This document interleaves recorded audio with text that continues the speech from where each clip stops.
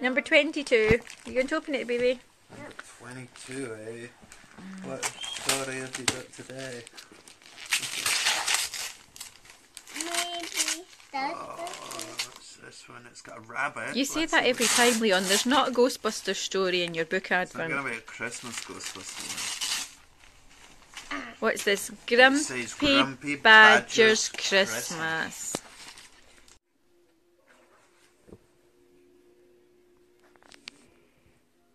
It was almost Christmas and the forest was a flurry of activity. The animals were bustling here and there, putting up the Christmas tree, wrapping presents, making tasty puddings and pies, while the young ones scampered about squeaking with excitement. Everybody was looking forward to Christmas. Well, almost everybody. Grumpy Badger looked out of his window and scowled. "Happy Christmas," shouted Squirrel. "Happy Christmas? Bah!" he shouted back. "What piffle! I'm a sensible creature and I sleep all through the cold winter. Now I am going to bed until the spring, and if anyone wakes me I shall be very, very grumpy." And with that he pulled his window shut with a clunk.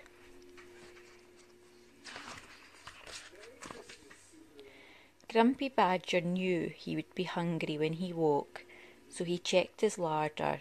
There were puddings, pickles and pastries, packets of hams and cheeses, crispy crackers, jars of fruit and sticky sweet jams.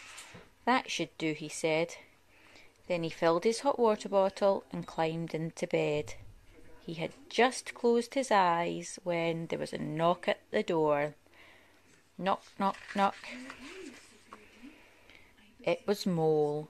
"Happy Christmas, Mr. Badger," he said timidly. "I'm sorry to bother you. I've been trying to put lights on the Christmas tree, but it's just too big. Could I please borrow your ladder?" "Christmas tree," spluttered Grumpy Badger. "Piffle and double piffle. Christmas is for sleeping, and that's what I'm trying to do." And he closed the door with a bang. "Bah!" huffed Grumpy Badger, climbing into bed. "Borrow my ladder, indeed. All I want is a bit of peace and quiet, and leave me alone." He peeked under his bed, where he put more food for springtime, candies and cookies and cherry cupcakes. Then he cuddled deep into his big warm eiderdown. He was just starting to snore when there was another knock at the door. Knock, knock, knock. This time it was Squirrel. "Hello, Badger," he said cheerily. "I've brought you a Christmas present." "Christmas present?" snorted Grumpy Badger. "Piffle and triple piffle. I don't like presents and I don't like Christmas. All I want is a little peace." And he shut the door with a crash.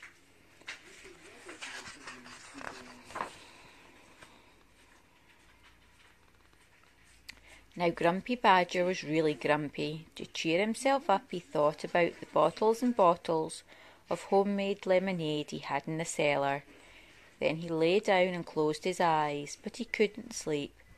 His head felt a little chilly. Suddenly there was a loud banging at the door. Bang, bang, bang.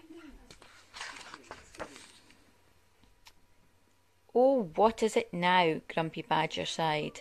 He was about as tired and grumpy as Badger can be. "Oh, Badger," panted Rabbit, "help, it's poor Mole. He's stuck at the top of the Christmas tree. Come quickly." "Piffle," shouted Grumpy Badger, "and triple piffle with knobs on. Why can't everyone just leave me alone?" And he slammed the door so hard the whole house shook. Slam.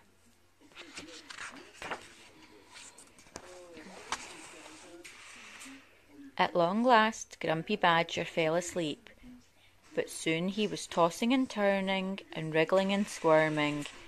He was dreaming of Mole dangling by one tiny paw from the top of an enormous Christmas tree. Mole was trembling. Mole was losing his grip. Mole was about to fall.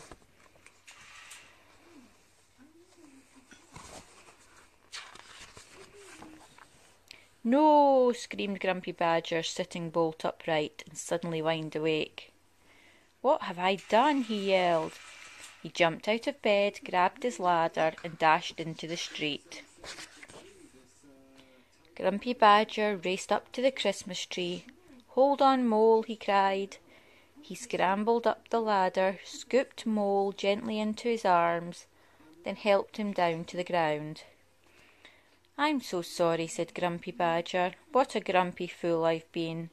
You're a hero now, said Squirrel, and he gave Badger back his Christmas present, a soft, fluffy nightcap. But I've been so grouchy, said Grumpy Badger.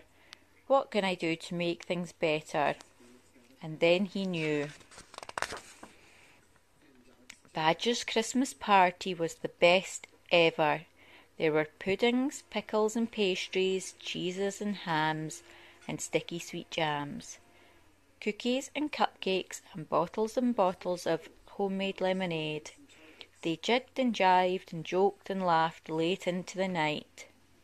Happy Christmas, everybody, Badger cried, and if you don't all come to my party next year, I shall be very grumpy indeed.